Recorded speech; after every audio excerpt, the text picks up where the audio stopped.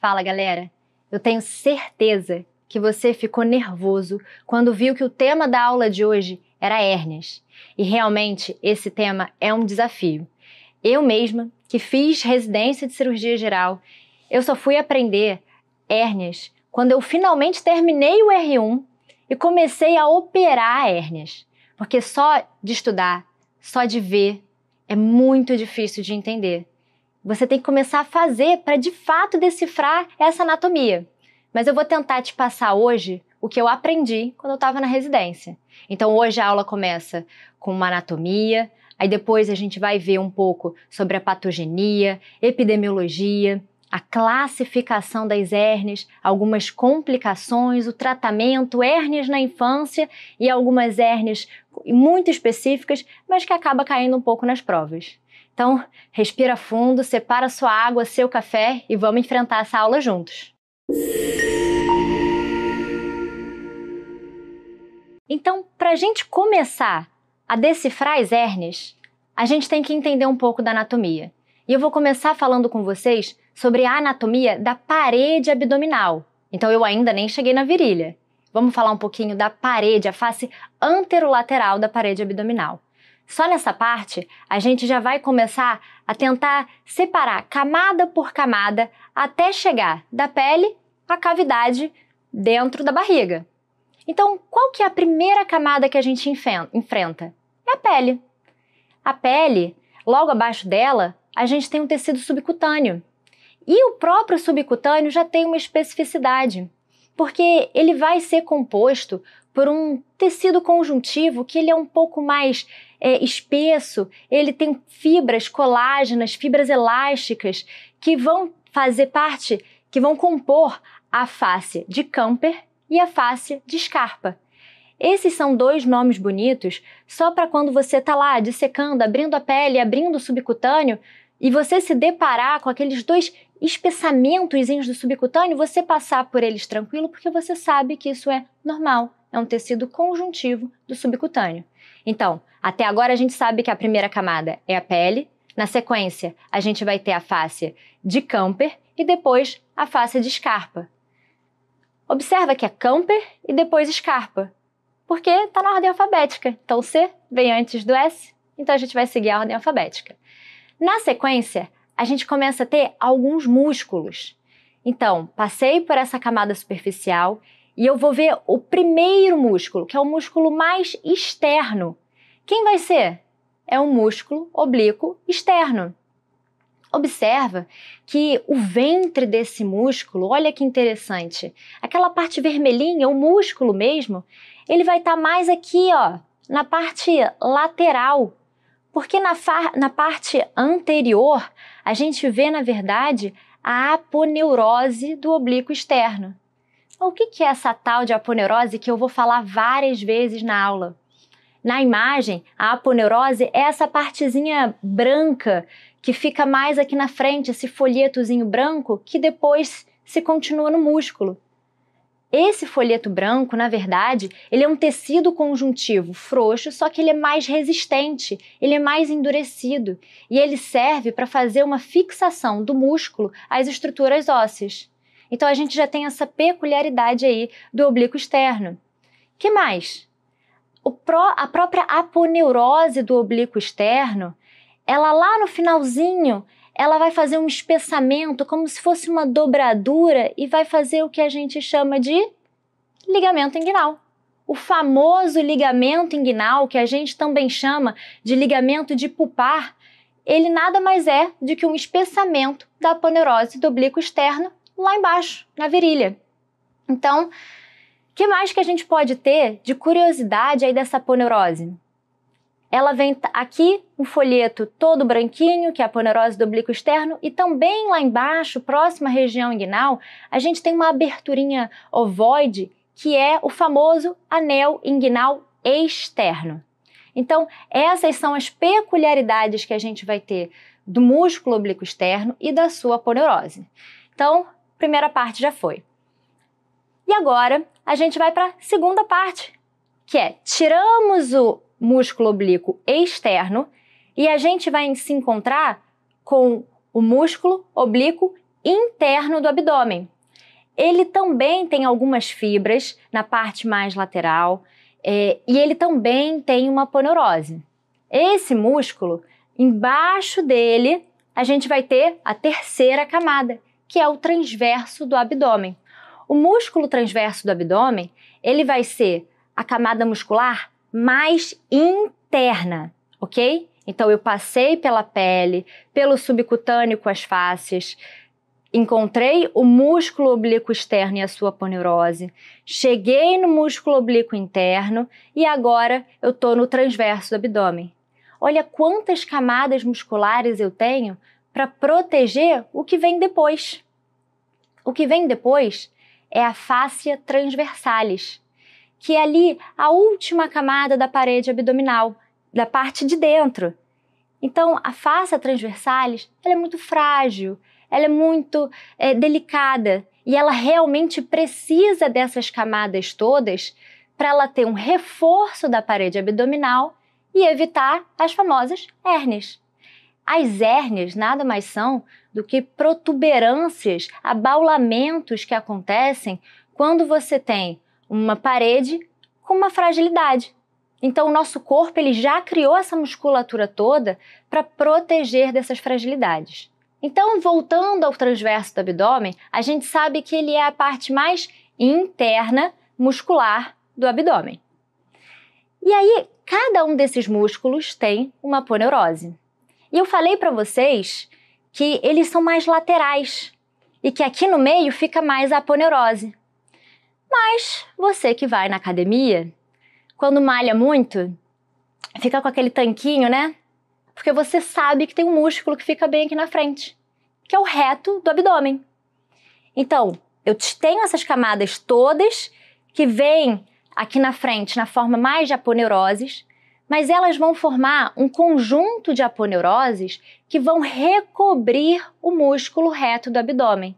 Então, olha bem aqui para essa imagem. O que a gente tem?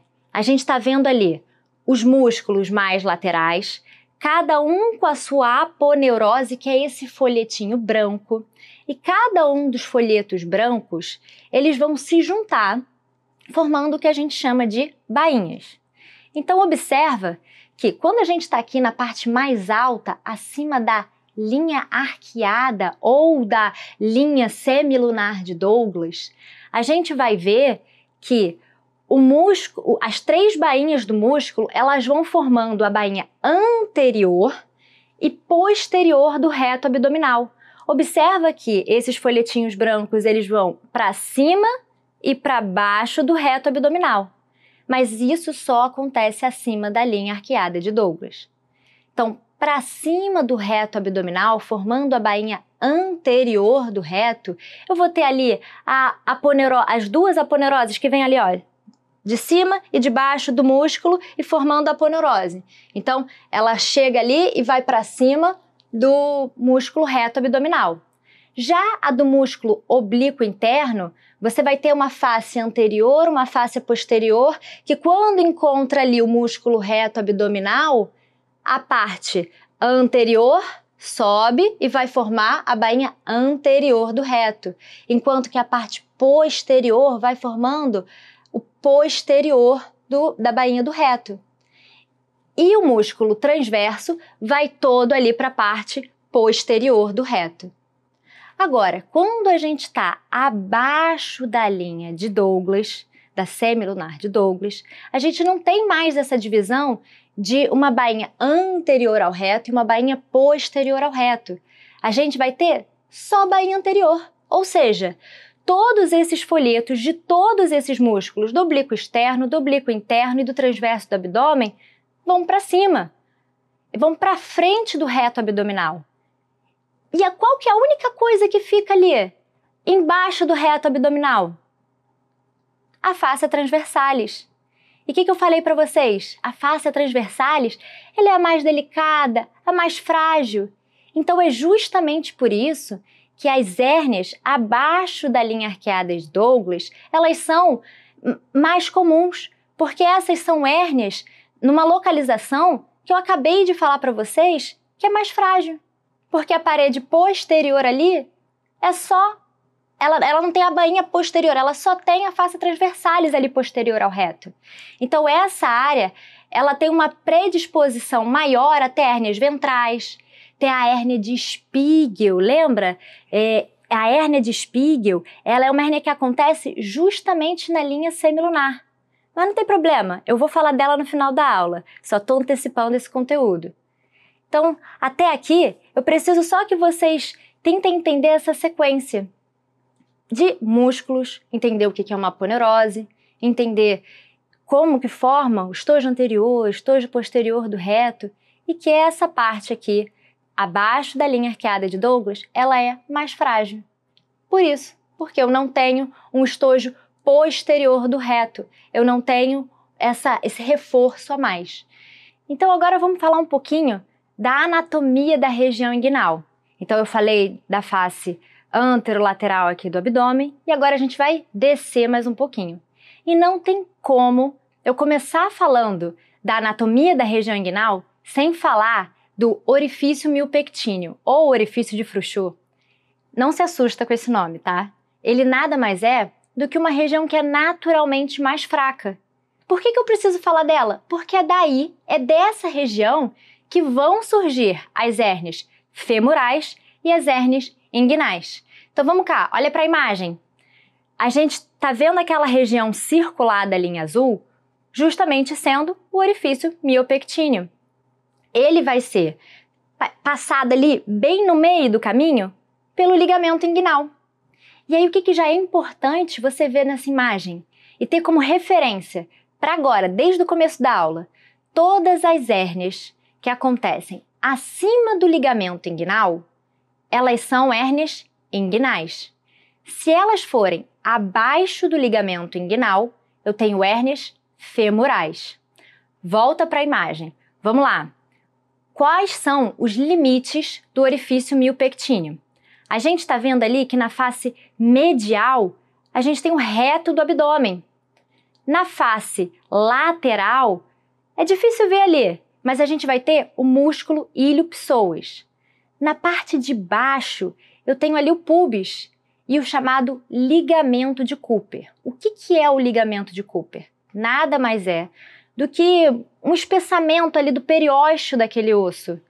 E é justamente esse ligamento aí que a gente vai usar para fazer alguns reparos depois no tratamento, quando a gente chegar.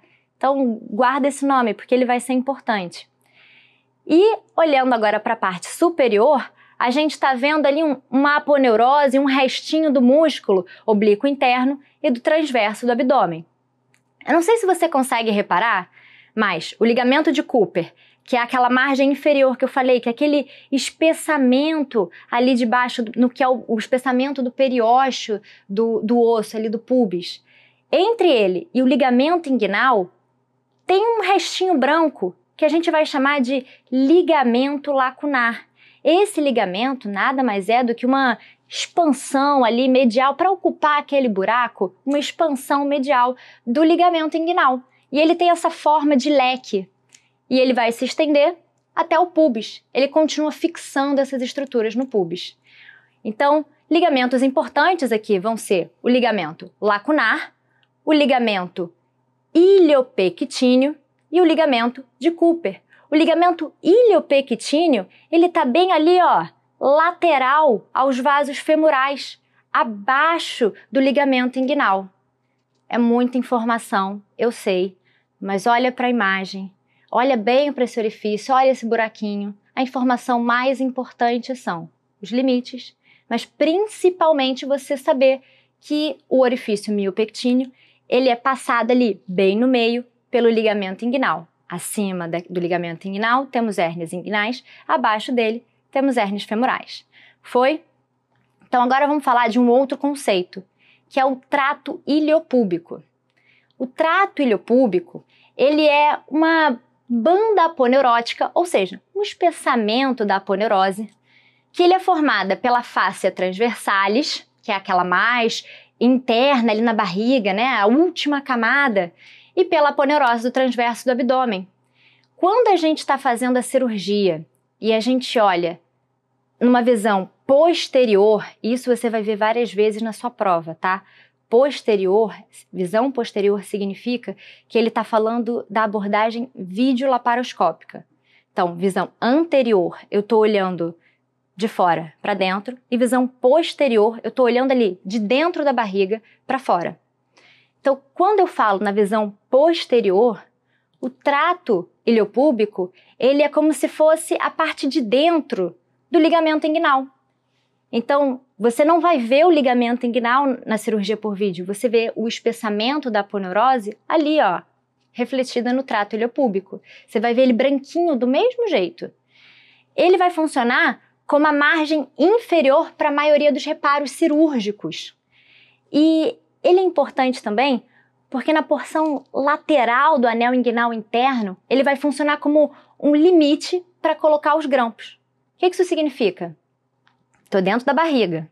Quando eu estou olhando para o meu buraquinho ali onde estava a hérnia, eu não posso colocar grampos muito laterais, porque ali passam muitos nervos. Se passam nervos e eu coloco grampo, o que acontece? Dor. Inclusive, essa é uma das complicações mais comuns do tratamento das hérnias. É dor, que a gente vai chamar de inguinodínia, nome bonito para dizer dor na região inguinal.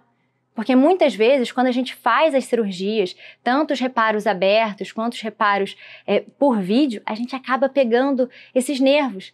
Então, colocar grampo ali, por exemplo, vai fazer uma importante lesão nervosa. Então, respira. Acho que um grosso aqui de anatomia já foi. E eu vou te contar agora uma coisa que é muito, muito, muito Pareto. Isso aqui cai na prova, que é uma beleza. Então vamos lá. Lembra que eu falei para vocês que eu tenho a fáscia transversalis como a parte mais posterior, a parte mais interna da minha barriga. E que eu tenho 3 camadas musculares com os retos do abdômen aqui no meio, tudo isso para reforçar a minha parede.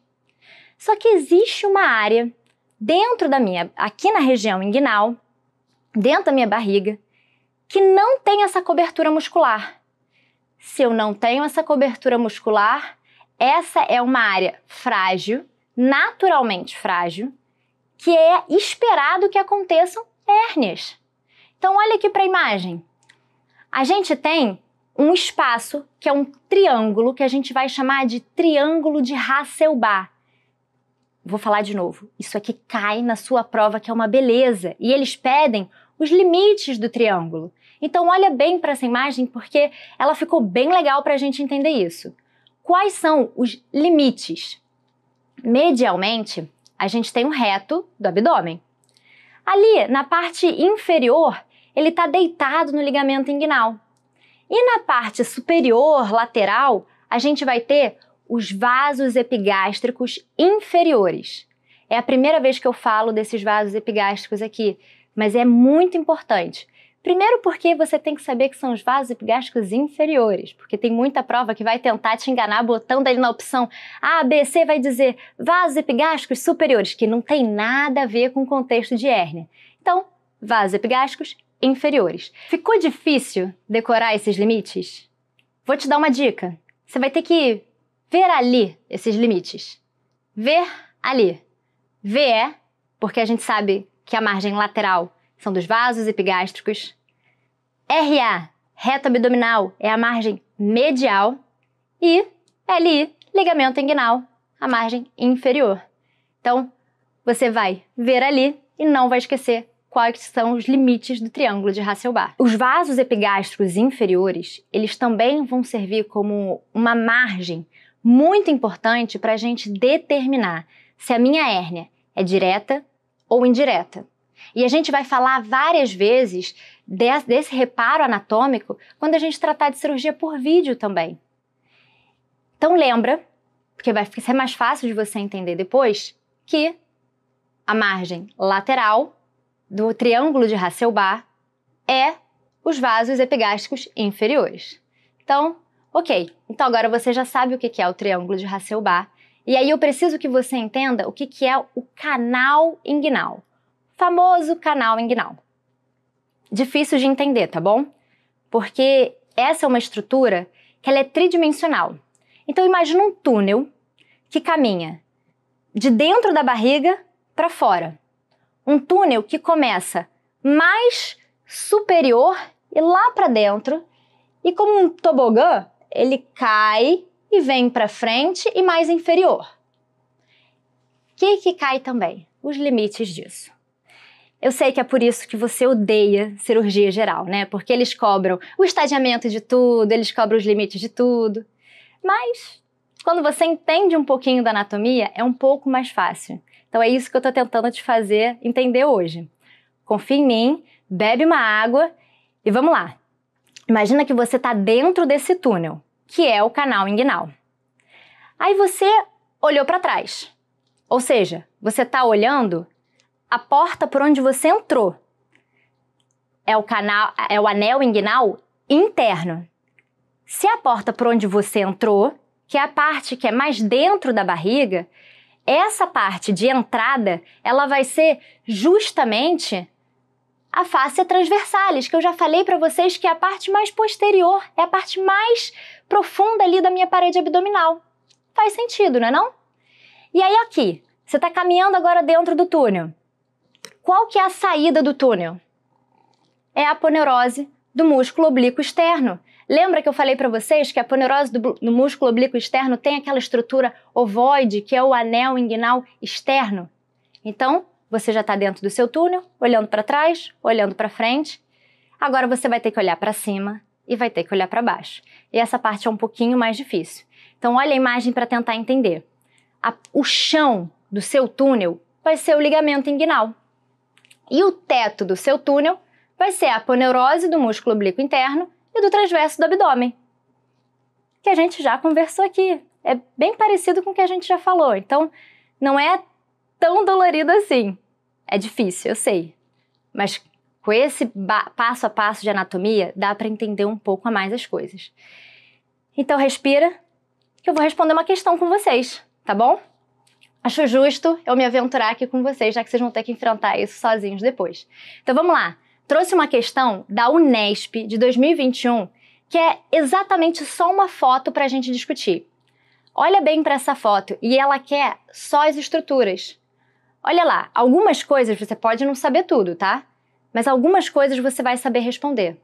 Mas antes de você saber responder isso, eu vou usar essa questão para a gente acrescentar alguns conhecimentos.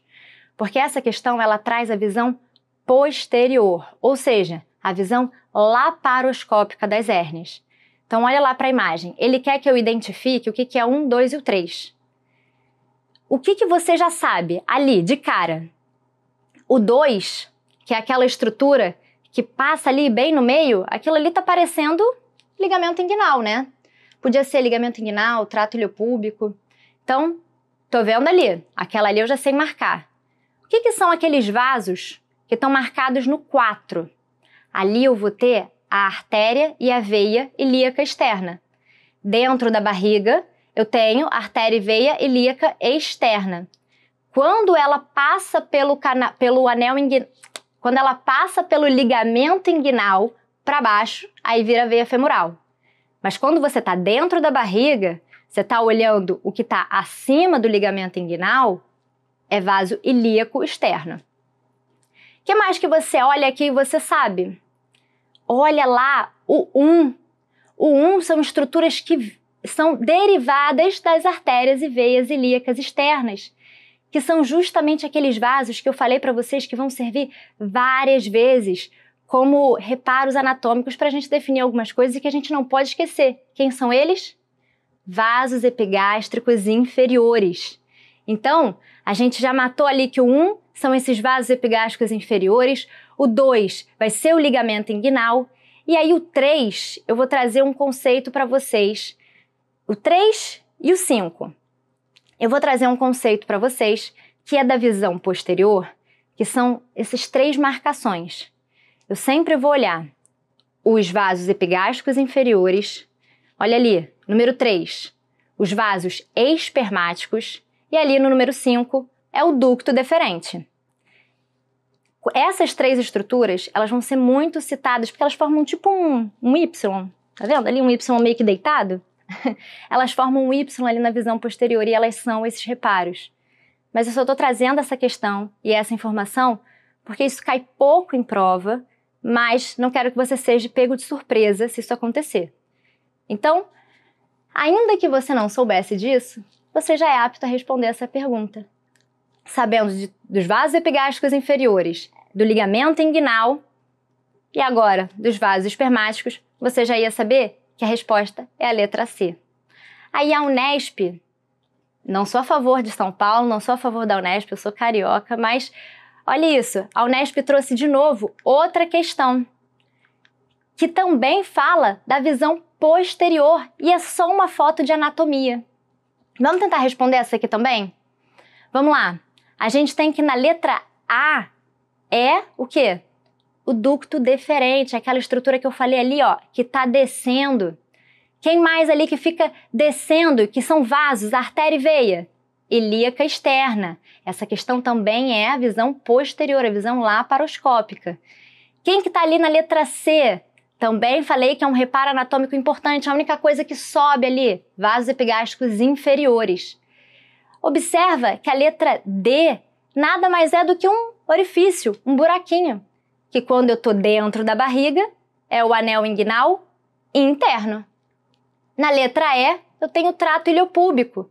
Lembra? Eu posso dizer na visão posterior que o ligamento inguinal, na visão posterior, é o trato iliopúbico, que ele fica posterior. Mas se na prova alguém marcar ali ligamento inguinal, como estava na outra questão, também não está errado, tá? É o mesmo espessamento. E letra F são os vasos espermáticos. Então, fica calmo, porque você já tem um domínio de algumas coisas, não se assusta com essas questões, tá? Então, respira e vamos seguir um pouquinho mais. A gente já falou do canal inguinal, do chão, do teto, da entrada do túnel e da saída do túnel. E agora a gente vai falar do conteúdo do canal inguinal. Quando a gente está falando desse canal inguinal, tem algumas coisas que vão variar no homem e na mulher. No homem, o conteúdo é o funículo espermático e na mulher o conteúdo é só o ligamento redondo. Tá, mas o que é o funículo espermático ou o cordão espermático? É um conjunto que vai descer ali de dentro da barriga, passando pelo canal inguinal e vai descer até a bolsa escrotal do homem. Esse caminho, passando pelo canal inguinal do homem, é composto por todas essas estruturas. Quais são elas? Temos o músculo cremastérico, o ducto deferente, os vasos testiculares e cremastéricos, e aqui inclui aquele plexo pampiniforme. A gente tem também o conduto peritônio vaginal. E tem um nervo, que é o ramo genital do nervo gênito-femoral. O que é o conduto peritônio vaginal? Ele, na verdade, no adulto, ele é obliterado, ele é fechado. Mas é por esse caminhozinho, esse conduto, que vai passar o testículo da criança. Quando a gente é criancinha, bebê, o nosso testículo, nosso não, o de vocês, fica dentro da barriga. E ele tem que migrar para a bolsa escrotal. E aí ele migra pelo conduto peritônio vaginal. Depois que ele fez a migração dele, ele geralmente fecha. Mas às vezes ele fica aberto e isso, inclusive, pode dar origem a algumas hérnias, como a hérnia inguinal indireta. Estou antecipando esse conteúdo, mas é porque ele faz sentido aqui, né? Então, respira fundo, dá um último gás, que agora a gente vai falar da última parte anatômica que você precisa conhecer, que é o canal femoral. Olha aqui para a imagem. Você que já sabe que o orifício miopectíneo de Frouchot era aquela estrutura ovalada, que em cima do ligamento inguinal formavam as hérnias inguinais e que abaixo eram as hérnias femorais, fica mais fácil você olhar agora para essa imagem, porque ela é quase que um recorte inferior daquele orifício miopectíneo de Frouchot. Ali, a bolinha amarela está assinalando o canal femoral. Vamos lá, vamos tentar juntos aqui entender quais são os limites do canal femoral. Quando a gente olha para cima, ali que é anterior, a gente tem quem? O ligamento inguinal ou o trato iliopúbico, depende da literatura, né? Isso é óbvio, porque eu acabei de falar para vocês que o teto do meu canal femoral, das minhas hérnias femorais, tem que ser Quem? O ligamento inguinal, porque você só vai ter hérnia femoral abaixo do ligamento inguinal. Então, o limite que vai estar lá anterior vai ser o ligamento inguinal. Olhando ali para baixo, você também já conhece essa estrutura porque eu já falei no orifício miopectíneo de Frouchot, que é o ligamento pectíneo ou o ligamento de Cooper. Lembra aquele espessamento do periósteo ali em cima do pubis? Quem que está lateral é a veia femoral. E quem que está medial é aquele ligamento lacunar, lembra? Aquele espessamento da aponeurose que fica ali na forma de um leque que só serve para ocupar espaço nesse buraquinho aqui. Só para encostar as coisas nos ossos, né? Então, é um pouco mais simples. E o conteúdo dela é menos importante, porque o conteúdo, na verdade, vai ser tecido conjuntivo frouxo, vasos linfáticos, alguns linfonodos inguinais, nada demais. Mas o importante é que esse é o espaço em que as hérnias se desenvolvem. Sei que foi muita coisa, mas eu preciso que vocês saibam pelo menos ali o nome de algumas estruturas anatômicas, se aparecer uma imagem, reconhecer o que você tem de vasos, de ligamento e lembrar tanto do canal inguinal quanto do triângulo de Hasselbalch. Se foi muita coisa, respira, volta, vê de novo, para a gente enfrentar agora a parte que é um pouquinho mais leve do que a anatomia. Se você sobreviveu até aqui, agora é um pouco mais tranquilo. Vamos falar um pouquinho da patogênese dessas hérnias. Então a gente tem as hérnias inguinais, as hérnias diretas, e eu vou trazer para vocês um conceito que são as hérnias por deslizamento. Existem outras hérnias, mas essas são as que eu quero conversar agora com vocês. Entender como que elas se formam. A gente tem que fazer 3 perguntinhas quando a gente está falando de hérnias inguinais, diretas e indiretas. Vamos começar falando das hérnias indiretas. Qual que é a primeira pergunta que eu tenho que fazer? Por que ela surge? Ela surge porque eu tenho aquele conduto peritônio vaginal ainda patente, ele ainda está aberto. Então eu consigo fazer com que o conteúdo de dentro da barriga, onde um dia esteve o testículo do homem, chegue na bolsa escrotal, que é o caminho que vai fazer as hérnias. Então elas vão passar pelo canal inguinal e vão chegar no escroto, no saco escrotal. Então, a primeira pergunta foi essa. Por que ela se forma? E aí você já sabe responder que é por causa da persistência do conduto peritônio vaginal. Inclusive, ele vai dar origem até a outras doenças, tá? Como, por exemplo, a hidrocele. Qual que é a segunda pergunta que eu tenho que fazer? Por onde essa hérnia se insinua? Qual que é o caminho que ela faz? Que é esse, canal inguinal. Lembra lá daquela imagem que eu falei para vocês do triângulo de Hasselbalch? O que você consegue notar naquela imagem? Que mais lateralzinho ficava o canal inguinal. Então a gente consegue perceber ali uma relação de que mais lateral ao triângulo de Hasselbalch fica o canal inguinal.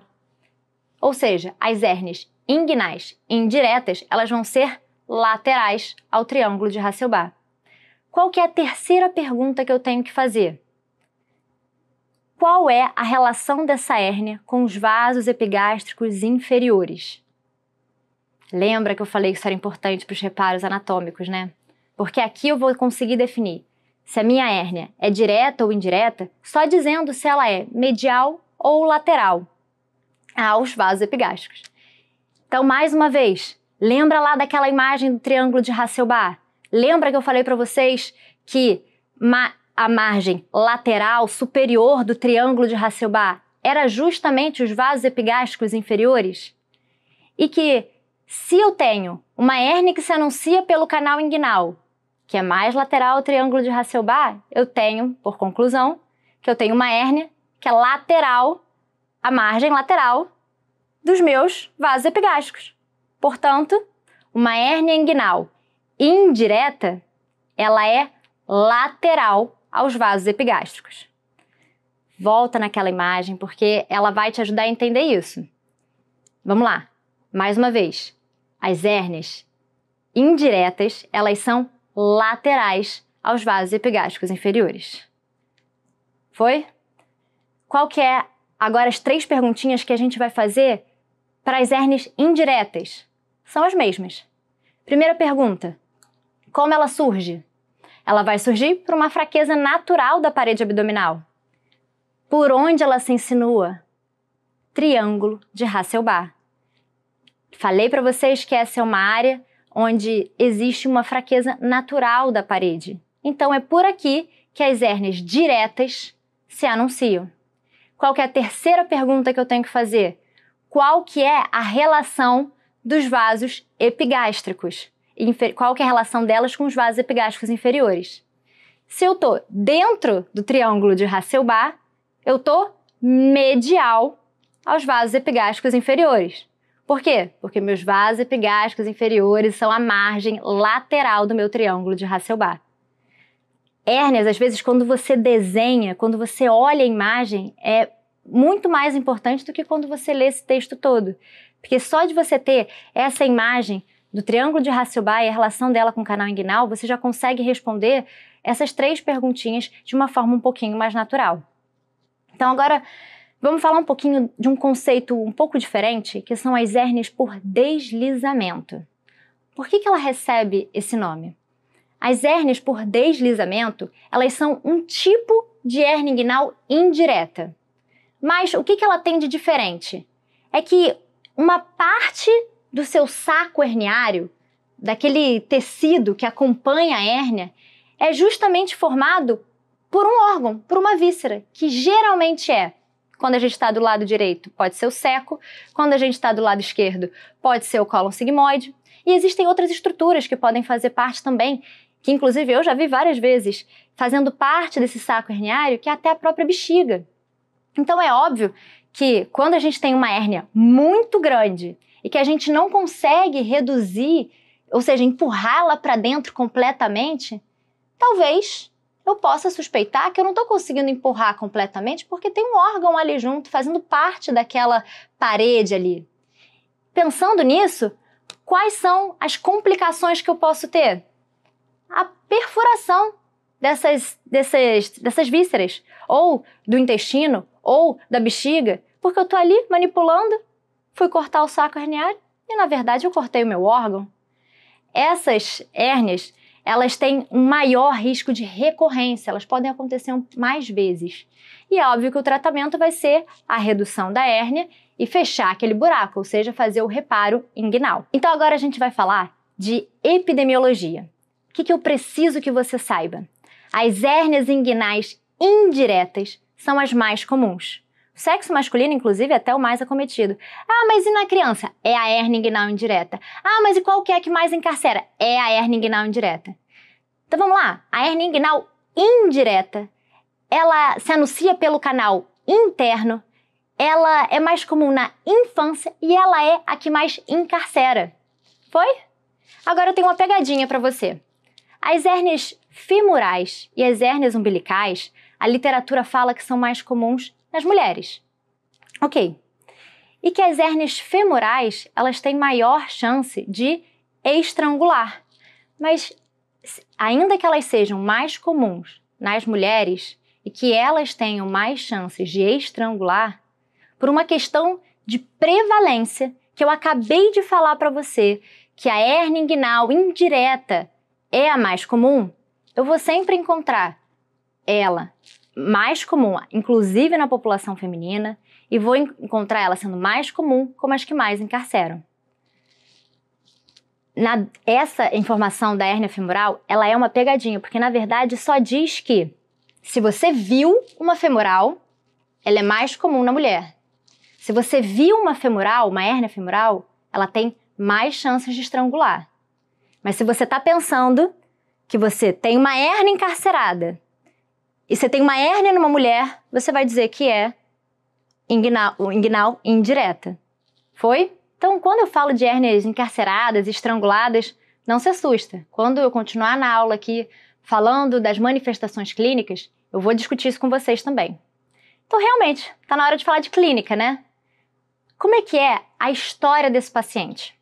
Significa que ele tem um fator predisponente, ou seja, ele tem uma fragilidade ali do abdômen, da parede abdominal, e ele tem um fator desencadeante. Ele tem alguma coisa que aumenta a pressão intraabdominal dele. Por exemplo, um paciente DPOC, que tosse muito, fica ali o tempo todo fazendo aquele movimento de tosse que aumenta a pressão intraabdominal. Ou então, um paciente que fala para você que trabalha em obra, carrega sacos pesados o dia inteiro. Isso faz com que ele faça muita pressão intraabdominal e é óbvio que isso vai desencadear as hérnias. Como que isso se apresenta? É um paciente que tem uma história de um abaulamento ali na região inguinal ou femoral e ele pode ter dor, ele pode ter algum incômodo que pode até chamar atenção para as complicações. Como que é o exame físico desse paciente? Eu vou avaliar ele em pé e deitado. E aí existe uma manobra que eu posso fazer que é chamada de manobra de Landivar. É difícil, tá? Tanto na prática no começo, mas depois que você pega o jeitinho, você se acostuma e consegue de fato identificar isso. Como que é? Posicionei meu paciente ali em pé e aí eu vou entrar com o meu dedo no anel inguinal externo dele. Lembra? Anel inguinal externo, aquela estrutura ovoide que fica na aponeurose do músculo oblíquo externo, que é a mais externa, né? A mais anterior. Então tá bom, botei meu dedo ali, e aí quando o seu dedo faz um túnelzinho para dentro, aonde que eu tô caminhando? No canal inguinal. Se eu tô caminhando no canal inguinal, e aí eu peço pro meu paciente fazer força, fazer uma manobra de valsalva, a minha hérnia, ela vai se anunciar e aí eu vou sentir ela como? Se eu sentir uma pressãozinha na ponta do meu dedo, significa que eu tenho uma hérnia que está fazendo um caminho retinho até lá. Ou seja, ela está vindo do anel inguinal interno. Então, eu vou ter uma hérnia que se origina do anel inguinal interno e percorre o caminho do canal inguinal. Quem é essa hérnia? A hérnia indireta. Então, botei o meu dedo e senti na ponta do dedo, é uma hérnia indireta. Agora, se eu pedir para o paciente fazer valsalva e eu sentir essa pressão aqui, na polpa do meu dedo, significa que eu estou sentindo essa pressãozinha de um abaulamento que está vindo fora da região do canal inguinal, que pode estar vindo ali daquela parede, daquele triângulo de Hasselbalch. Então, você tem ali a fáscia transversalis, um abaulamento que empurra a fáscia transversalis para dentro e ele vai tocar a polpa do meu dedo. Então, as hérnias inguinais indiretas, elas tocam a ponta do dedo e as hérnias inguinais diretas tocam a polpa do dedo. Falei para vocês, né? Quando você entende um pouco mais a anatomia, até o exame físico fica mais fácil. E qual que é a apresentação clínica desses pacientes? Então vamos lá. Eu tenho as hérnias que são redutíveis, as hérnias encarceradas e eu tenho as hérnias estranguladas. O que é uma hérnia redutível? Significa que o paciente fez aquela pressão, fez um esforço, a hérnia fez o seu abaulamento, ela foi para fora, mas ou de forma espontânea ou quando você faz uma massagenzinha ali, ela volta. Então, ela reduziu. Uma hérnia que reduziu significa que ela voltou para a cavidade. Bom, eu vou pensar num tratamento aí eletivo, se isso estiver incomodando o meu paciente. Acompanho, ou então eu programo uma cirurgia para ele, tudo bem. O que é uma hérnia encarcerada? Significa que é uma hérnia que ela passou ali, ela fez o seu abaulamento, mas ela não está voltando fácil. Ela não faz uma redução facilmente. Ela está presa. Só que nesse momento, eu ainda não tenho nenhum tipo de sofrimento vascular. Dói, incomoda, é um abaulamento fixo, mas a alça, o conteúdo que está ali dentro, está vivo ainda. Significa que eu tenho que fazer um tratamento para esse paciente rápido, porque isso pode evoluir mal, mas não é uma emergência. Então, uma hérnia encarcerada é um tratamento de urgência. Eu tenho aí um tempinho ainda para resolver. E o que é a hérnia estrangulada? Olha o nome, é literalmente como se alguém estivesse te estrangulando, você está ali quase morrendo. É isso. A hérnia estrangulada significa que é uma hérnia que um dia estava encarcerada, mas passou ali, ela está morrendo. Pode ser que uma alça de intestino, que seja o conteúdo da minha hérnia, ela esteja morrendo. Uma necrose do intestino, esse intestino pode perfurar. Então, ele pode até inclusive estar perfurado. Então, para uma hérnia estrangulada, que no exame físico eu vou ver um paciente com muita dor, eu vou ter muito sinal flogístico, vai estar vermelho, quente, é um tratamento de emergência. Um paciente que tem hérnia, ele inclusive pode ter uma manifestação clínica compatível com obstrução intestinal. Se eu tenho uma alça de intestino ali dobrada dentro do meu canal inguinal ou dentro do meu canal femoral, o conteúdo que deveria estar passando livremente por dentro do intestino não passa. Eu posso ter um quadro de obstrução intestinal por causa de hérnia. E quais são os exames complementares que eu posso pedir? Até agora, eu já falei para vocês como diferenciar hérnias inguinais diretas, canal femoral. Eu preciso de exame complementar para fazer um diagnóstico? Não, tá? O diagnóstico é clínico. Mas eu posso pedir um ultrassom da parede abdominal, que é excelente para me dar esse diagnóstico também. Ou eu posso até pedir tomografias, que eu não só vejo as hérnias, como é excelente para eu avaliar o quê? As complicações. Falei muito das hérnias e agora a gente precisa classificar. Porque é por isso que você odeia cirurgia geral. Porque tudo tem uma classificação, limite, estadiamento. Mas esse aqui, se você estava de saco cheio até agora, acorda, volta, porque esse aqui cai, tá? E cai decoradinho. A questão muitas vezes vai dar para você assim, como que é a classificação NIRUS 2? Aí você fica nervoso porque você não decorou. Então, eu vou falar isso agora com vocês e no dia da sua prova, isso aqui você vai olhar, porque é uma questão fácil que se você ler uma vez antes da sua prova, você acerta essa questão. As questões sempre são bem diretas, bem objetivas. Então, vamos olhar aqui a tabela. A classificação de NIRUS é a que vai me dizer como que eu vou classificar as minhas hérnias. Então vamos lá, a gente tem 4 tipos. Tipo 1 são as hérnias inguinais indiretas, que tem um anel inguinal interno normal, que é tipicamente aquela pediátrica, porque não teve dilatação, não teve nada, o paciente só tem aquele, o paciente pediátrico, né, só vai ter aquele conduto peritônio vaginal que ainda está aberto e aí vai passar a hérnia lá. Então tipo 1 é uma hérnia inguinal indireta, que tem um anel inguinal interno normal. Agora, quando a minha hérnia fica com um anel inguinal interno alargado, aí eu tenho uma hérnia tipo 2. A hérnia do tipo 3, ela tem um defeito de parede posterior. E aí eu vou dividir ela em A, direta, B, indireta, C, crural. Crural é a mesma coisa que femoral, tá? Que vem de coxa. E as tipo 4 são as hérnias recidivadas, que vão seguir a mesma sequência. A é direta, B indireta, C é crural e acrescenta a letra D, que é mista. Muita coisa para decorar, né? Então eu trouxe um macete para vocês. As hérnias do tipo 1, o izinho de indireta.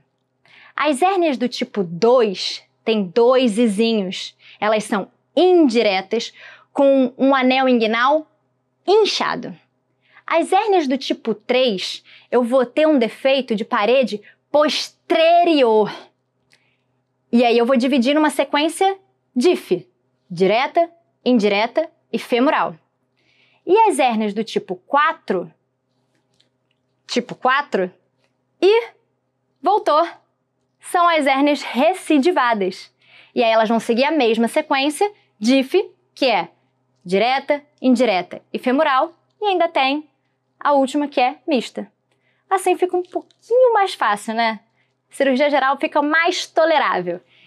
Vou te provar que isso cai, tá? Olha aqui. Questão da SMS de São Paulo de 2023. Olha como é que a pergunta bem direta. Segundo a classificação de NIRUS, as hérnias inguinais indiretas, elas são de que tipo? As hérnias inguinais indiretas mais prevalentes vão ser a do tipo 2. Eu podia me confundir e dizer que era tipo 1? Podia, porque a 1 também é uma hérnia inguinal indireta. Mas olha aqui, a questão não trouxe essa informação de opção 1. Então, só tem a 2. A resposta da questão é a letra E. Você sabe que a do tipo 3, elas têm um defeito de parede posterior, e 4 seria e voltou, e 5 não existe. Eu não falei disso pra você. Então aqui, questãozinha de 2023 que você matava só com esses macetes. Foi? E agora a gente vai falar de tratamento. Isso aqui também cai bastante na sua prova. Então, pega uma água, pega um café, dá uma voltinha com o cachorro e dá play aqui na aula. Quando que eu vou fazer um tratamento eletivo para o meu paciente? Ou seja, quando que eu vou olhar ele, acompanhar, fazer só uma vigilância ativa e mandar assim, ó, vai lá no meu consultório que eu te opero tal dia. Daqueles pacientes que são muito velhinhos, que têm alto risco cirúrgico e tal, então eu consigo preparar ele adequadamente para a cirurgia. Ou então naqueles pacientes que são pouco sintomáticos. Lembra? Aquele que tem uma hérnia redutível, que se queixa de pouca coisa, a hérnia volta sozinha. Então, eu posso fazer um tratamento eletivo para ele. Para quem que eu não posso fazer um tratamento eletivo? Ou seja, identifiquei o problema e eu tenho que tratar. Hérnias femorais. Lembra? São as hérnias que têm maior chance de estrangular. Então, identifiquei, eu vou tratar. E aí eu tenho alguns tipos de cirurgia. Eu tenho as cirurgias que vão ser reparos abertos, ou seja, eu vou incisar a pele e vou mexer tudo aqui de fora para dentro. Ou eu tenho reparos laparoscópicos, ou seja, eu vou olhar de baixo para cima, de dentro da barriga. Os reparos abertos, eles podem ser com tensão ou sem tensão. Então a gente tem ali com tensão, lembra ali do nome? McVeigh, que vai ter um link mental aí que a gente tem que fazer, e eu vou chegar nisso com vocês. E tem os reparos sem tensão. Lembra de Liechtenstein. Esses são os mais importantes. E quando a gente falar dos laparoscópicos, a gente vai falar da técnica TAP, técnica TEP, também vou chegar nisso. Mas vamos lá. Quando a gente está fazendo o tratamento, a maior parte das vezes a gente vai usar técnicas livres de tensão. Quando que eu vou fazer uma técnica com tensão? Ou seja, quando que eu vou juntar ali um tecido no outro? Quando eu não puder usar uma tela, por exemplo. Quando eu tenho uma contaminação da cavidade abdominal e eu não posso botar uma prótese lá dentro, porque eu sei que aquilo ali vai continuar infectando. Então esse é um exemplo de quando a gente usa a técnica com tensão. É óbvio que ela também pode ser a primeira opção, por exemplo, na técnica de McVeigh, que a gente vai usar para hérnias femorais. Vou chegar. Então vamos lá. Vou começar minha cirurgia. O que eu vou fazer? Eu estou escolhendo fazer um reparo aberto. Então eu vou fazer uma inguinotomia, ou seja, eu vou abrir a pele, incisar a pele ali cerca de uns 3 centímetros acima do ligamento inguinal, posso fazer uma incisão oblíqua, uma incisão paralela. E depois, começa ali, pele, vou passar pelo subcutâneo, lembra? Face de Camper, face de Scarpa, vou chegar no meu músculo oblíquo externo, chego na aponeurose do oblíquo externo, e na aponeurose eu tenho quem? Anel inguinal externo. Estou ali no anel inguinal externo e aí eu começo a fazer a minha dissecção, chego no canal inguinal e ali, com o meu canal inguinal na mão, eu posso até procurar o meu anel inguinal interno. Mas olhando ali para o canal inguinal, eu já consigo dizer uma coisa. A minha hérnia é direta ou indireta? Porque se o meu canal inguinal tiver o conteúdo da hérnia, eu já sei que é uma hérnia indireta.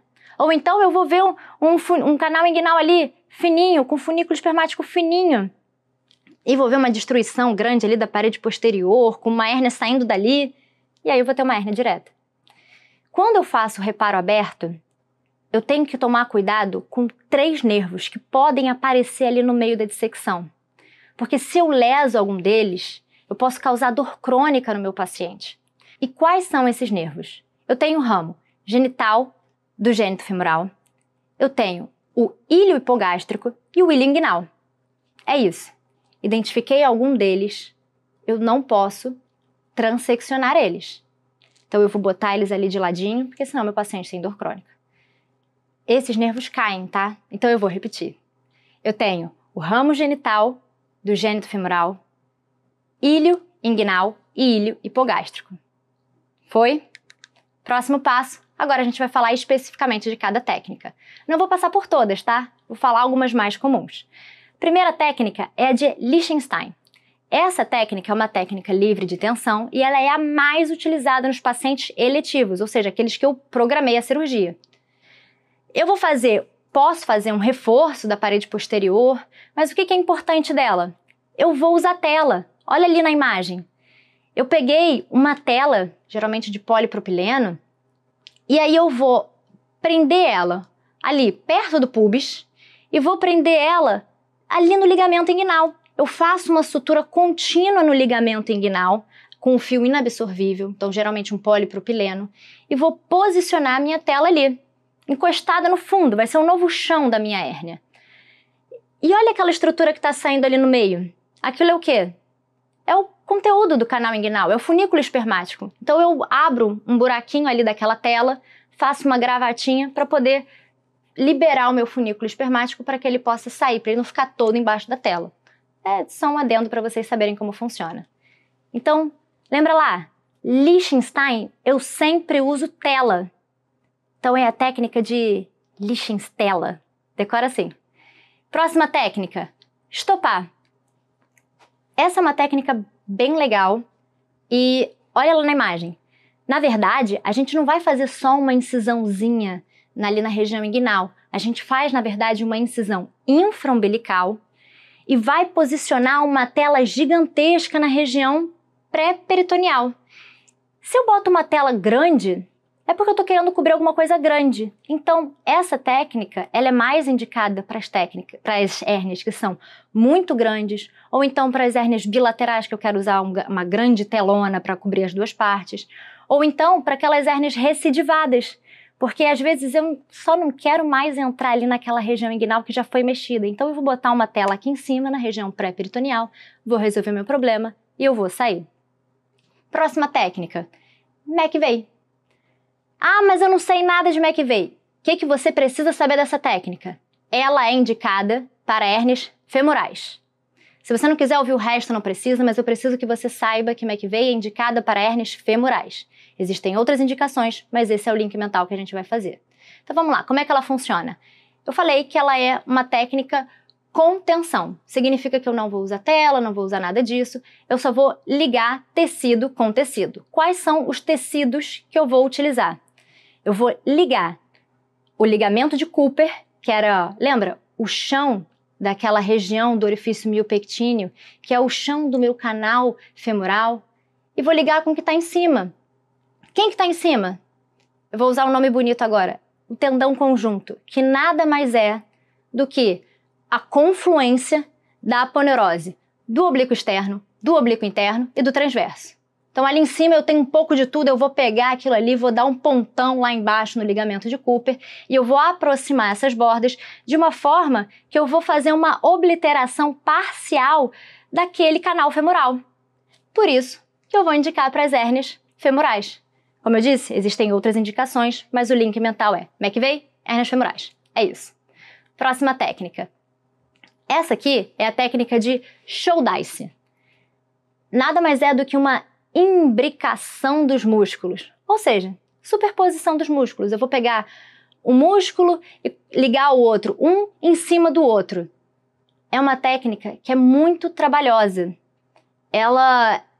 Como ela tem uma alta complexidade, ela é menos feita, mas é uma técnica ótima, tem baixa recidiva, mas ela é um show de cirurgia. Tem uma imbricação dos músculos. Então, a gente usa um pouco menos, mas lembra lá, então, a técnica de Shouldice, ela é um show de cirurgia, porque eu faço toda essa imbricação muscular. Foi? Próxima técnica é a de Bassini. Ela é muito pouco usada hoje em dia, tá? Então, se você quiser pular esse slide, não tem problema, mas eu vou citar porque às vezes cai. Então, nada mais é do que uma sutura do transverso do abdômen com os arcos músculo-aponeuróticos do músculo oblíquo interno ao ligamento inguinal. Pode esquecer ela depois. Agora, técnica laparoscópica. Quando que eu vou indicar uma cirurgia por vídeo? Hoje em dia, a gente faz muito mesmo. Por quê? Porque como toda cirurgia por vídeo, eu tenho uma cicatriz melhor, eu tenho uma recuperação melhor, eu tenho menos dor no pós-operatório, eu tenho uma taxa de infecção menor do sítio cirúrgico. E aí eu tenho duas técnicas. Eu tenho uma técnica que ela é totalmente extraperitoneal, que a gente vai chamar de TEP, e tem uma abordagem uma abordagem transabdominal pré-peritoneal. Qual que é a diferença de uma e outra? Nessa que é extraperitoneal, eu vou fazer uma incisão ali perto da cicatriz umbilical e aí eu vou entrar com uma cânulazinha que na ponta dela ela tem um balão. E aí eu vou usando esse balão para ir dissecando o meu plano que fica abaixo ali da pele, mas que fica pré-peritoneal. Então é um planozinho difícil, é uma técnica que é ótima, só que ela exige uma alta sapiência ali do cirurgião. São poucos cirurgiões que fazem essa técnica porque ela é muito difícil, a curvatura para aprender ela é muito grande. Percebe? Por que eu tô falando que é uma técnica extraperitoneal? Porque eu não entro na barriga em momento nenhum. É ótimo. Inclusive eu posso fazer essa cirurgia só com raquianestesia, sedação. Ela pode ser mais indicada para aqueles pacientes que têm alto risco cirúrgico, que não pode passar por uma anestesia geral. Então, técnica muito boa, totalmente extraperitoneal. Qual que é a outra técnica que eu falei? Que é a transabdominal pré-peritoneal?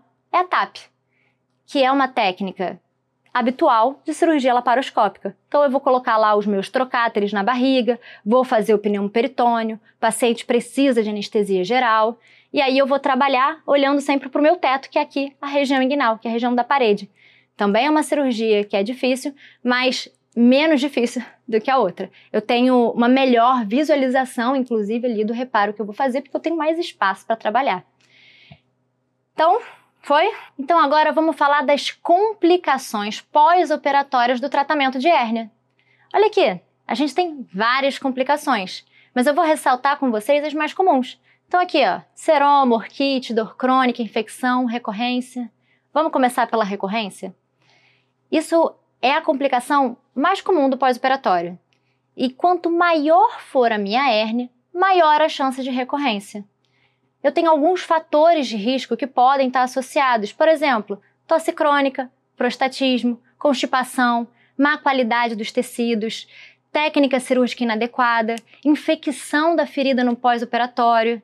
Alguns desses fatores de risco é simplesmente porque eu continuo tendo muita pressão intraabdominal. Por exemplo, aquele paciente de POCzinho que tosse muito. Então, só disso, eu tenho a chance do paciente ter hérnia de novo. Quando eu tenho uma hérnia de novo, qual que é o meu tratamento? Eu vou tentar colocar tela agora. Por quê? Porque as hérnias que mais recidivam geralmente são aquelas que eu não usei tela na primeira abordagem. É óbvio que hérnias que eu usei tela podem recidivar, tá? Mas as mais comuns são aquelas que eu não usei tela. Então o tratamento aqui, eu vou fazer a correção da hérnia tentando usar a tela. Qual que é a minha restrição? A não ser que eu tenha infecção. Se eu tiver infecção, eu não posso colocar a tela. E olha uma coisa interessante. No tratamento de uma hérnia recidivada, se eu fiz uma primeira abordagem anterior, ou seja, abrindo a pele, dissecando tudo e entrando aqui de fora para dentro, a minha reabordagem, eu posso preferir usar a técnica posterior. Tudo aquilo que já foi manipulado, é difícil você entrar de novo. Fica duro, aderido, você perde as referências anatômicas. Então a gente sempre vai preferir fazer o contrário daquela que foi feita inicialmente. Então se eu fiz um reparo anterior, aberta, na minha reabordagem, eu prefiro agora fazer vídeo. Mexer ali num tecido que está virgem, para eu poder chegar naquela hérnia. Agora, se eu comecei fazendo um tratamento por vídeo, agora eu vou querer fazer aberta, na minha recidiva, porque, mais uma vez, eu quero usar um tecido virgem, um tecido que nunca foi manipulado, em que eu tenho os reparos anatômicos ali mais bem preservados, sem aquela manipulação cirúrgica. Interessante, né? E eu não posso confundir uma recidiva de hérnia com seroma. Por que eu poderia confundir? Porque depois do meu tratamento de hérnia, eu posso evoluir com um novo abaulamento da região inguinal. Ou isso é uma recidiva de hérnia, ou isso pode ser um seroma, um hematoma. Se for um seroma, tranquilo, evolução benigna. Eu não preciso fazer descompressão cirúrgica. No máximo ali eu posso, se estiver incomodando o paciente, eu posso puncionar, tirar um pouquinho de líquido, mas de uma forma geral, eu deixo aquilo ali acontecer e o corpo reabsorve.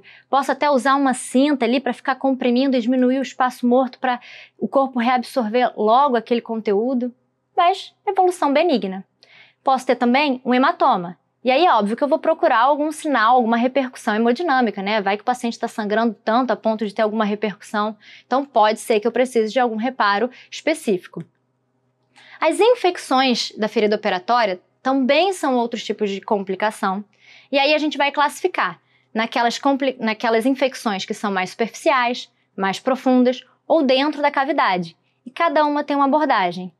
É um pouco intuitivo, vamos junto? Olha lá, uma infecção que ela é incisional superficial. A imagem tá boa. Você tá vendo ali que tem um pouco de eritema, tem calor, tem sinais flogísticos associados. Às vezes está saindo um conteúdo purulento ali, mas nada demais. O que eu vou fazer? Às vezes eu vou abrir ali um pontinho ou outro para eu poder lavar um pouco mais, deixar aquele conteúdo sair. Vou manter um curativo sempre limpo. É isso, nada demais.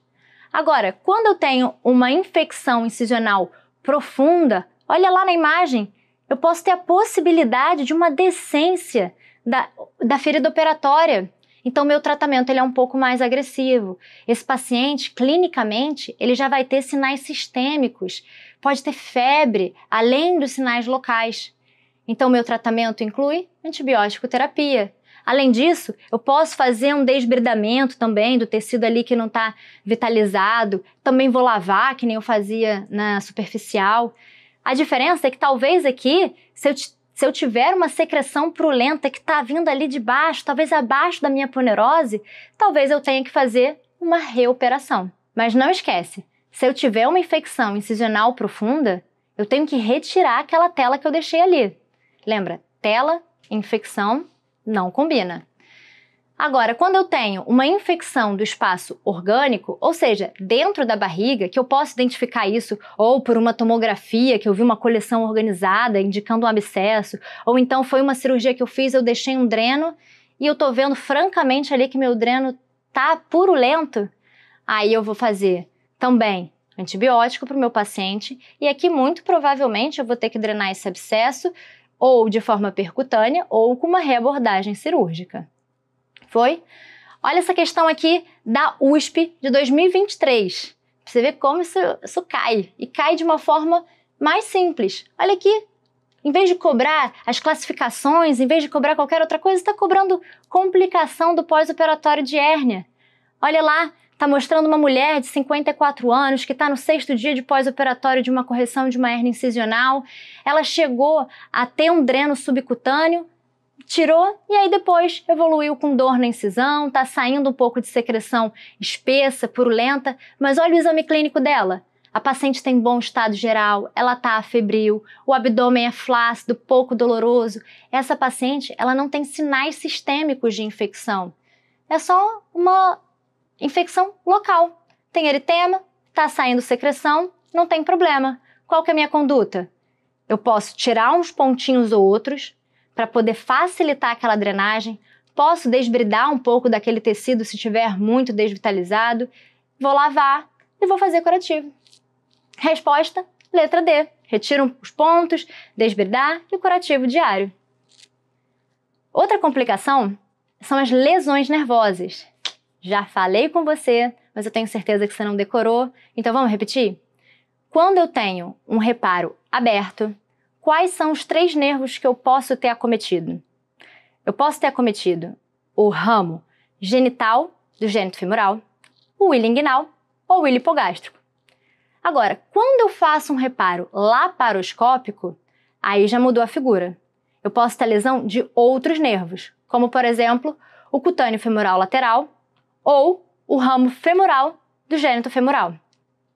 Quando eu estou manipulando, pode ser que esse paciente tenha só uma dor transitória no pós-operatório, que a gente chama de neuropraxia ali, quando você dá umas porradas ali no nervo. Ou então eu posso ter dor crônica permanente, que é um dos principais motivos do paciente voltar para o seu consultório depois reclamando de inguinodínia, dor na região inguinal.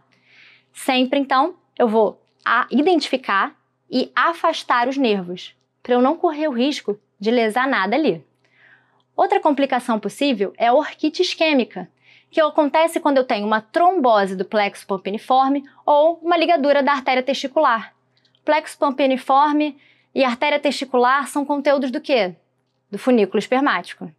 Então significa que eu provavelmente ali mexi muito naquele funículo e por isso aconteceu. Como que esse paciente se apresenta? Ele vai ter edema, distensão do testículo 2 a 5 dias depois da cirurgia, e isso pode durar de 6 a 12 semanas e pode resultar em atrofia testicular. O que eu vou fazer? Nada. Conduta conservadora. Vou usar analgésico, anti-inflamatório para controlar a dor do meu paciente e, para prevenir isso, eu tenho que manipular o menos possível o meu funículo espermático. Então, mais uma vez, eu vou trazer uma questão para vocês. Porque hoje eu estou tentando segurar a sua atenção, mostrando que isso realmente cai, que tudo que eu estou falando cai. Então, por isso que eu trouxe as questões hoje, porque essa aula é um desafio para mim e para capturar a sua atenção também. Vamos lá? Questão caiu no Enare 2023. Paciente que fez um reparo cirúrgico aberto de uma hérnia inguinal, blá, blá, blá, você que conhece anatomia, blá, blá, blá, quais são os nervos? Olha isso, questão direta. Lembra lá? Reparo aberto de uma hérnia inguinal, quais são os nervos? Ramo genital do gênito femoral, ilha inguinal e ilha hipogástrico. Resposta, letra A, nem precisa ler o resto. Foi? Então agora a gente vai falar de hérnias na infância. As hérnias inguinais, elas são as mais prevalentes na infância. Especialmente as hérnias inguinais que se anunciam pelo canal interno e são mais comuns na infância, lembra? Então, as hérnias inguinais, elas têm que ser operadas o mais rápido possível. Não tem idade específica, tá? É uma cirurgia eletiva, mas eu vou operar. As questões, elas tentam confundir você, porque eu tenho uma conduta para hérnia inguinal e uma conduta para hérnia umbilical. Então, eu vou reforçar que para as hérnias inguinais, eu identifiquei, eu vou indicar a cirurgia. Não tem idade específica. Tratamento eletivo, não tem nenhuma urgência, não preciso correr com isso. Agora, uma hérnia umbilical, ela geralmente é congênita, acomete até mais negros, ela regride geralmente até os 6 anos. Então, achei uma hérnia umbilical no meu paciente, que tem 5 anos, deixa quieta. Mas existem algumas indicações cirúrgicas que eu olhei para minha hérnia umbilical e eu vou falar, essa aqui eu quero tratar cirurgicamente. Quais são essas indicações? Uma hérnia maior do que 1,5 cm, ou então passou dos 6 anos e o saco herniário não fechou, ou eu tenho uma hérnia inguinal concomitante. Resumindo, quando que eu vou fazer o tratamento cirúrgico de uma hérnia umbilical? Guarda a idade, 6 anos. Então, passou dos 6 anos, eu vou tratar, porque já era para ela ter fechado. Se ela estiver associada com uma hérnia inguinal, significa que eu só vou aproveitar o tempo cirúrgico, tá? Porque a hérnia inguinal, eu sempre vou tratar cirurgicamente. Se ela está concomitante à hérnia umbilical, eu vou aproveitar o momento cirúrgico e vou operar as duas. E se for uma hérnia maior do que 1,5 cm, tem literatura que fala que é 2, mas é só você pensar, é uma hérnia um pouquinho maior, que talvez ela não feche sozinha. Então eu vou abordar também. Então tem esse pensamento lógico aí por trás dessas indicações. A questão vai te enganar dizendo assim, porque na hérnia inguinal você tem que esperar até os 6 anos. Não, hérnia inguinal você opera, hérnia umbilical tem esses critérios. Hérnia maior do que 1,5, concomitante à inguinal, ou então que não fechou depois dos 6 anos. Foi? Então olha lá, questãozinha do Revalida de 2022, um recém-nascido prematuro, e ele tem um aumento da bolsa escrotal que piora com choro, o conteúdo é redutível. O que eu tô pensando? É hérnia. E lembra, o diagnóstico de hérnia é clínico, então nem preciso fazer exame. E se eu tô pensando numa criança que tem uma hérnia que vai ali para o saco escrotal, então provavelmente é uma hérnia inguinal, qual que é a minha conduta? Eu tenho que indicar o tratamento cirúrgico assim que possível. Então, fiz o diagnóstico, eu já vou indicar meu tratamento. Observa que as questões, as opções falavam ali, ó, vou pedir ultrassonografia e vou esperar ele completar 1 ano, vou esperar ele completar 2 anos. Ela tentou te enganar, porque você sabe que na hérnia umbilical tem que esperar. Mas a hérnia inguinal, a gente opera logo depois de diagnosticar. A opção B, pedir um ultrassom? Não precisa. Qual que é a minha resposta correta? Vou pedir um hemograma e marcar a cirurgia eletiva logo após o diagnóstico. É isso que eu preciso. Vamos lá agora falar de outras hérnias. Hérnias que eu não vou saber te dizer porque às vezes as pessoas gostam de epônimos e gostam de botar nomes difíceis para coisas simples. Mas a gente vai passar uma por uma só naquelas mais importantes que são mais Pareto. Vamos começar falando um pouquinho das hérnias incisionais. O que é uma hérnia incisional? Significa que é uma hérnia relacionada a uma incisão cirúrgica. Então, esse paciente ele teve uma cirurgia e aí no local daquela cirurgia, ou porque ele tem uma cicatrização ruim, ou porque fechou com muita tensão, aí o que acontece? Ela abre de uma forma que gera uma hérnia no local da incisão. Sabe o que é muito comum? Naquelas cirurgias que a gente faz de vesícula, que antigamente a gente fazia muito aberto, faz aquela incisão de Kocher, que é enorme aqui, subcostal. Cara, essa incisão dá muita hérnia incisional, porque é difícil de fechar mesmo. E é óbvio que tem alguns pacientes que têm uma tendência maior a desenvolver as hérnias. São os pacientes que têm cicatrizações ruins, então, por exemplo, idade avançada, desnutrição, ou que têm infecções, tiveram outras complicações e infecções da ferida operatória. Paciente que é obeso, que continuamente tem uma pressão intraabdominal ali muito intensa. Então, esse paciente tem uma hérnia incisional. Outras hérnias aqui pra gente. Uma hérnia de Spiegel. A hérnia de Spiegel, ela ocorre no defeito ali da região da linha semilunar. Ela vai ser tratada como? Pela localização anatômica dela, ali na região semilunar, eu só vou juntar o que está perto. Então eu vou juntar o oblíquo interno, juntar com o transverso e resolvi. Só para decorar, a hérnia de Spiegel com S de semilunar. E a próxima, hérnia de Richter. Ia ser impossível eu te explicar essa hérnia se não tivesse essa imagem do mapa. Porque eu ia dizer para você assim, é o pensamento da borda antimesentérica da alça e você não entender nada. Mas essa imagem aqui do mapa tá brilhante. Você consegue ver que eu tenho uma alça intestinal que está herniada e que o fluxo da alça intestinal tá pérvio. Mas eu tenho um pedacinho da minha alça intestinal que está presa na hérnia. Como que esse paciente se apresenta para você? Ele provavelmente tem uma hérnia encarcerada ou até estrangulada, mas ele não tem obstrução intestinal, porque o lúmen do intestino é patente. Bem legal, né? Essa imagem resume tudo. Próxima hérnia que tem um epônimo, hérnia de Littré. É uma hérnia que contém o divertículo de Meckel. Divertículo de Meckel é um divertículo mais comumente ali na região ileal, mais comum em crianças, e que a gente comentou dele na aula de hemorragias digestivas, porque ele tem uma mucosa ectópica gástrica ali no meio. Então, só para você lembrar que a hérnia de Littré tem um divertículo de Meckel no seu conteúdo. A gente vai lembrar que é a hérnia de Littré-Meckel, tá? Só para associar uma coisa a outra. A gente pode ter hérnias também que o conteúdo são o apêndice cecal inflamado. E aí eu posso ter uma hérnia inguinal, tendo o apêndice inflamado, ou uma hérnia femoral, tendo o apêndice inflamado. Se for inguinal, eu vou chamar de hérnia de Amiande. A de apêndice. Ou então pode ser uma hérnia de Guerin-Gueraud, que é uma hérnia femoral. As hérnias lombares, elas são, as mais comuns são as congênitas. Então a gente tem as hérnias de Greenfield e as hérnias de Petit. Aí eu já não estou mais falando daqui, tá? Eu estou falando da parte posterior, região lombar. A hérnia de Greenfield, ela tá aqui, ó, no trígono superior. E a hérnia de Petit tá no trígono lombar inferior. Mais uma vez, a gente vai seguir a ordem alfabética. Então, o G vem antes do P. Então, o G é superior e o P inferior.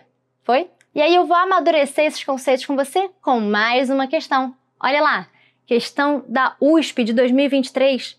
Uma mulher de 63 anos submetida a uma correção de uma hérnia incisional. E aí foi feita a correção da hérnia com colocação de tela e drenaram, fechado no subcutâneo. No 4º dia de pós-operatório, ela já tinha tirado o dreno, e aí ela volta na consulta com uma queixa de um abaulamento na incisão. Ela tem um bom estado geral, o abdômen é flácido, não tem nenhum sinal sistêmico, e aí ela faz um ultrassom, e olha o que a gente está vendo. O ultrassom, ele tem essa imagem preta no meio. Geralmente o que é preto no ultrassom é líquido. Então, eu tenho uma hérnia incisional que chegou a ter um dreno, saiu o dreno e agora eu tenho líquido na parede. O que é isso? Seroma. Isso é um seroma. E lembra, qual que é a conduta para o seroma? O corpo geralmente reabsorve, evolução benigna, eu não preciso fazer nada. Se estiver incomodando muito meu paciente, eu posso até puncionar. Nesse caso, eu vou indicar letra C. Ele vai só usar a cinta. Por que eu trouxe essa questão? Não só para você lembrar aí das complicações, mas porque as hérnias incisionais, elas geralmente têm uns descolamentos um pouco maior para a gente poder fazer esse reparo, esse novo tratamento. E quanto mais a gente descola, quanto mais a gente mexe, mais seroma pode fazer. Então, é uma complicação bem típica das hérnias incisionais. Vamos para mais uma questão? Um paciente de 64 anos, diabética, foi submetida também a uma correção de uma hérnia incisional e a técnica operatória aplicada foi a colocação de uma tela ali, em cima da aponeurose. Olha, essa imagem tá ótima aqui, né? Você tá vendo a quantidade de coisa que foi descolada? Isso aqui com certeza fez seroma. Inclusive o anunciado te falou isso. Além do seroma, qual que é a complicação operatória mais frequente desse procedimento? Quando a gente tem muita coisa descolada, assim, a gente tem que se preocupar com a vascularização. Então essa questão está aqui para eu te ensinar isso. Quanto mais eu mexo, quanto mais eu resseco, quanto eu deixo só esse filete ali de pele, pode funcionar. Aquela pele ali fica nutrida pelas colaterais, até por embebição, mas eu posso ter uma necrose da pele ou do subcutâneo. Especialmente naqueles pacientes que eu faço essa grande dissecção. Não é decência o problema aqui, tá? A decência a gente vai ter geralmente num paciente que já está fragilizado ou que tem alguma doença de base, mas aqui a primeira coisa que a gente vai pensar então é seroma, a segunda, necrose desses tecidos. Então, para finalizar, eu vou falar de mais uma hérnia que não tem nada a ver com a parede abdominal, mas já que eu estou falando de hérnia, eu vou citar aqui com vocês a hérnia de hiato. A hérnia de hiato, ela tem algumas classificações. Vou passar rápido nisso, só para você pegar o que é importante. Eu tenho a tipo 1, tipo 2, tipo 3, tipo 4. Uma hérnia de hiato tipo 1, a gente vai dizer que ela é por deslizamento. Significa que a cárdia, que é aquela partezinha que fica entre o esôfago e o estômago, ela desliza para cima. Então, você tem a cárdia deslocada ali da região da junção esôfago-gástrica. A hérnia tipo 2, ela é por rolamento, ou seja, a cárdia tá ali, bem posicionada, bonitinho, mas você tem o fundo do estômago rolando ali para dentro da junção esôfago-gástrica. O importante é a cárdia tá bem posicionado, o resto que avança ali a junção esôfago-gástrica. A 3 é uma mistura das duas, então é uma hérnia mista, e a hérnia tipo 4 é quando você tem agora uma migração do órgão pelo hiato esofágico em direção ao mediastino. Quando eu tenho uma hérnia tipo 1, ela é a mais associada às doenças do esôfago, às doenças do refluxo, porque é isso, eu tenho uma cárdia deslocada ali, então ela não funciona tão bem, ela não cumpre a sua missão valvular tão bem, então ela acaba deixando passar muito refluxo gástrico. Então, essas hérnias de hiato, todas elas estão associadas com doença do refluxo, principalmente a tipo 1, que é por deslizamento. Agora, as hérnias do tipo 2, que eu tenho um pedaço do órgão que sobe, a hérnia tipo 3, que é mista, ou seja, tem um orguinho que sobe, a tipo 4, que também tem um órgão que migrou para o mediastino, todas elas vão estar associadas a sintomas obstrutivos. Então eu posso ter disfagia, saciedade precoce, dor epigástrica. Isso aqui foi só um restinho de hérnias, para não dizer que eu não falei tudo que você precisa saber para a prova. Trouxe algumas questões aqui para te provar que você vai conseguir responder boa parte das questões, o suficiente para você passar na sua prova de residência. O que você não pode deixar de saber dessa aula? Tem que saber os limites do triângulo de Hasselbalch, identificar o que é uma hérnia direta e indireta a partir dos vasos epigástricos inferiores. Além disso, eu preciso que você tenha decorado a classificação de Nierros. Te dei um macete para ajudar. Então, passou, acabou hérnias, talvez a pior aula do ano, e você está pronto. Valeu!